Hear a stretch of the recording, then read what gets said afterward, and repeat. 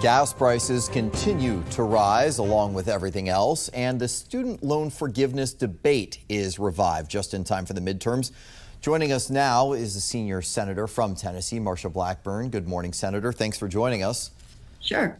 Senator Blackburn, we ran a story earlier in this newscast about community college students in Western Tennessee that are now doing remote learning because the schools made the decision that gas prices are too high for students. Right now, the average gallon of gas in your state, $4.50. How do you get some sort of relief for these folks who are struggling with the costs? This is something that the White House could do something about immediately.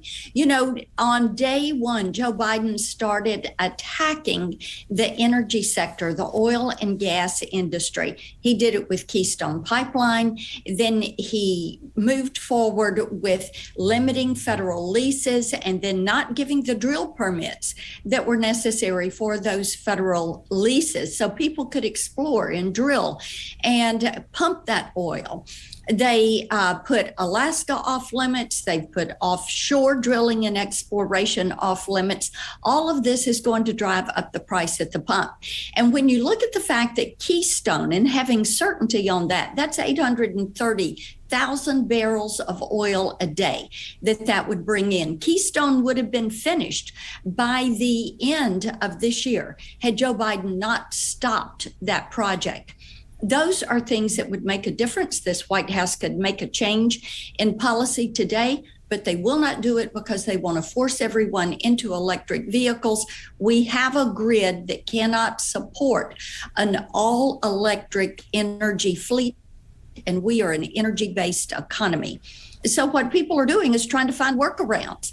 And you're looking at West Tennessee, you're looking at areas where people have to drive 30, 60 miles a day to get to their job or their education. And they're saying, we have to have some relief. They are holding this administration to account. Senator, you recently tweeted that, quote, inflation is crippling the American economy, but all Biden's Treasury Secretary can do is throw her hands up and say, sorry, I was wrong. There's a solution. Stop spending trillions of dollars and unleash American energy. You say unleash American energy, but that's something that doesn't just take the flipping of a switch. There's a long process involved, even if policies were to change from the White House, right? So that couldn't really quickly ease some of these burdens, would it? Well, I beg to differ a bit on that. When you talk to people that are in the oil and gas industry, whether they're wildcatters or independents or a major oil company, what they will tell you is that there are wells that are capped right now, that there are permits, drill permits that they have applied for that they cannot secure. And this is to drill on leases that they already have. What the oil industry needs is certainty. When you look at the oil futures, the gas futures, you know that they're looking at certainty. Right now, we are importing 670,000 barrels of oil per day.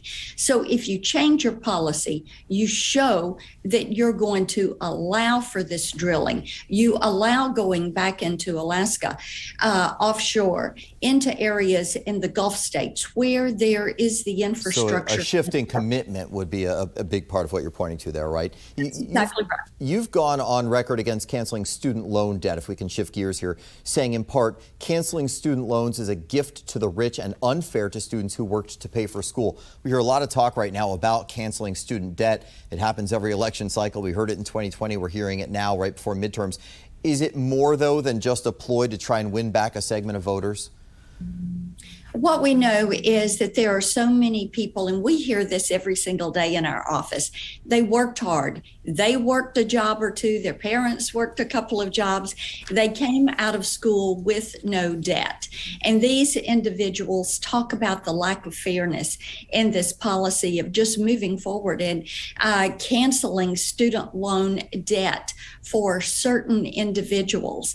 And they see this as a lack of fairness. I have had some parents parents say. I was talking to a single mom, as a matter of fact, whose daughter came out with no debt, and they had worked like crazy to pay for that college education.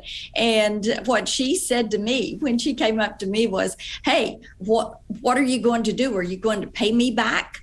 How is this going to work? So it is complicating the issue for a lot of parents who have worked hard. What we need to do is get the federal government out of the student loan business. As you all recall, when Barack Obama federalized student loans, what happened? The interest rate doubled. So let's get the federal government out of that, give it back to local community banks and parents to work through how they're going to choose to pay for a child's education. All right, certainly one side of that argument. All right, Senator Blackburn, thank you so much for joining us here on the National Desk on this Tuesday morning. We'll be right back.